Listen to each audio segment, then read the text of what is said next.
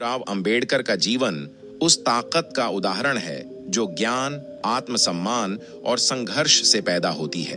उन्होंने एक ऐसे समाज में जन्म लिया जहां उनका हाथ लग जाना भी पाप समझा जाता था, लेकिन उन्होंने उस समाज को बदल देने का बीड़ा उठाया। उन्होंने यह साबित किया कि कोई भी इंसान, चाहे वह कितना भी वंचित क्यों न हो, अपने हौसले और ज्ञान से पूरी व्यवस्था को बदल सकता है। बचपन बहुत ही कठिन था। माँ का देहांत कम उम्र में हो गया और पिता को अक्सर नौकरी के सिलसिले में इधर उधर जाना पड़ता था। एक छोटे से दलित बच्चे के नाते अंबेडकर स्कूल में न नीचा दर्जा ही झेलते थे, बल्कि साथी छात्रों और शिक्षकों की उपेक्षा भी। ऐसे में पढ़ाई करना आसान नहीं था, पर वह कभी नहीं रुके। उनके लिए किताबें ही उनका संसार थीं। उन्होंने छात्रवृत्तियों की मदद से कॉलेज की पढ़ाई की।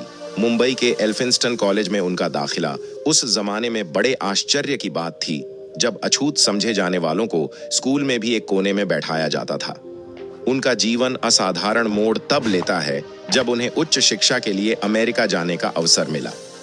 कोलंबिया विश्वविद्यालय में उन्होंने केवल पढ़ाई ही नहीं की, समाज की समानता और मानव अधिकारों पर गहरा चिंतन किया। वहां उन्हें वह सम्मान और बराबरी मिली जिसका वे भारत में सपना ही देखते थे। इसके बाद लंदन गए, जहां उन्होंने कानून पढ़ा, अर्थशास्त्र और राजनीति में उच्च डिग्रियां पाईं। वे उस दौर के एकमात्र ऐसे भारतीय थे जिन्होंने इतनी ऊंची शिक्षा पाई थी, और वह भी तब जब उनकी जाति के लोग मंदिर तक में पैर नहीं रख सकते थे। उच्च शिक्षा प्राप्त करके जब वे भारत लौटे तो यथास्थिति उसी तरह कड़ी और अन्याय के रंग में रंगी हुई मिली। सरकारी पदों पर शिक्षा होने के बावजूद उन्हें असभ्य भाषा में ठुकरा दिया गया। इसने उन्हें अंदर तक झकझोर दिया। उन्होंने समझा कि केवल व्यक्तिगत तरक्की काफी नहीं है। जब तक पूरा दलित समुदाय शिक्षित और संगठित होकर अपने अधिकारों के लिए नहीं लड़ेगा, तब तक समाज में बदलाव नहीं आ सकता। यहीं से उनके सामाजिक आंदोलनों की शुरुआत होती है। उन्होंने मूक नायक नामक अखबार शुरू किया ताकि दलित समाज अपनी वेदना और आकांक्षाओं को शब्द दे सके। बहिष्कृत हितकारिणी सभा और समता सैनिक दल जैसे संगठनों के जरिए उन्होंने शिक्षण संस्थान, पुस्तकालय और सामाजिक कार्यों की बुनियाद रखी। उनके आंदोलन किसी एक अधिकार तक सीमित नहीं थे, बल्कि वे हर उस चीज को चुनौती थे जो भेदभाव और छुआछूत की नींव पर टिकी थी। महाड़ सत्याग्रह 1927 भारत के सामाजिक आंदोलन का ऐसा अध्याय है जिसे भुलाया नहीं जा सकता। हजारों दलितों की भीड़ ने बाबा साहब के नेतृत्व में चौदार तालाब से पानी पिया। यह केवल पानी पीने का आंदोलन नहीं था, बल्कि बराबरी की घोषणा थी।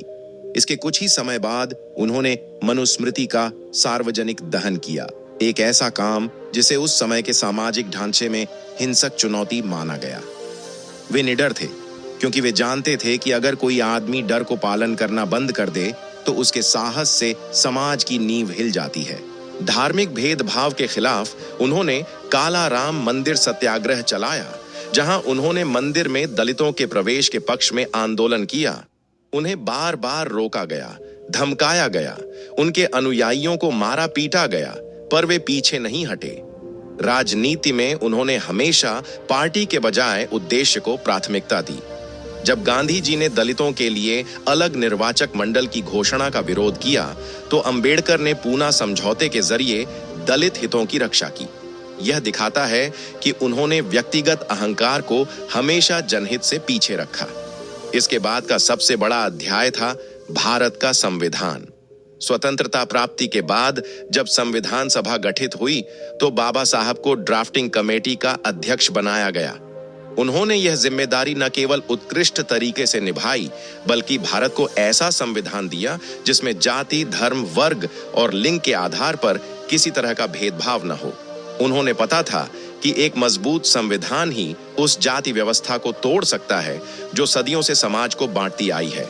उनकी सबसे बड़ी ताकत थी उनकी लेखनी और चिंतन।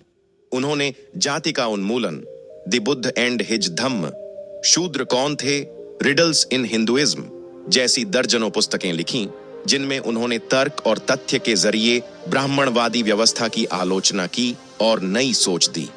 वे समाज को केवल सुधारना नहीं चाहते थे, वे उसे पुनर्गठित करना चाहते थे, और इसके लिए उन्होंने सबसे गहरी सोच रखी कि बिना धार्मिक क्रांति के सामाजिक क्रांति अधूरी है। यही वजह थी कि जीवन के अंतिम वर्षों में उन्होंने बौद्ध धर्म की ओर रुख किया। उन्होंने 14 अक्टूबर 1956 को नागपुर में लाखों लोगों के साथ बौद्ध धर्म अपनाया। यह किसी भी स्वतंत्र भारत का सबसे बड़ा शांतिपूर्ण धर्मांतरण था, जिसमें उन्होंने त्रिरत्न और पंचशील के सिद्धांतों को अपनाया। उन्होंने पूछा था, जिस धर्म में मुझे मनुष्य नहीं समझा जाता, वह मेरा धर्म कैसे हो सकता है? और इसी सोच ने नवयान बौद्ध आंदोलन को जन्म दिया। उनकी मृत्यु 6 दिसंबर 1956 को हुई, पर उनका विचार कभी नहीं मरा। मुंबई की चैत्य भूमि आज भी हर साल लाखों लोगों की आस्था और संघर्ष की प्रतीक है। 1990 में भारत सरकार ने उन्हें मरणोपरांत भारत रत्न से सम्मानित किया। आज देश भर में विश्वविद्यालयों, स्कूलों, मार्गों, योजनाओं और कानूनों में उनका नाम दर्ज है। लेकिन इन सबसे ज्यादा बाबा साहब लोगों के दिलों में हैं, एक उम्मीद, एक चेतना, एक साहस के रूप में। बाबा साहब का जीवन हम सब के लिए यह सबक है कि संघर्ष कोई बोझ नहीं होता, वह दिशा होती है। शिक्षा केवल नौकरी पाने का साधन नहीं है, वह चेतना का माध्यम है। और आत्मसम्मान कोई वस्तु नहीं, वह एक संकल्प है जिसके लिए लड़ना जरूरी है। अगर दुनिया के सबसे बड़े लोकतंत्र में आज हर नागरिक को बराबरी का अधिकार मिला है, तो उसका सबसे बड़ा श्रेय अगर किसी को जाता है तो वह है डॉक्टर भीमराव अंबेडकर।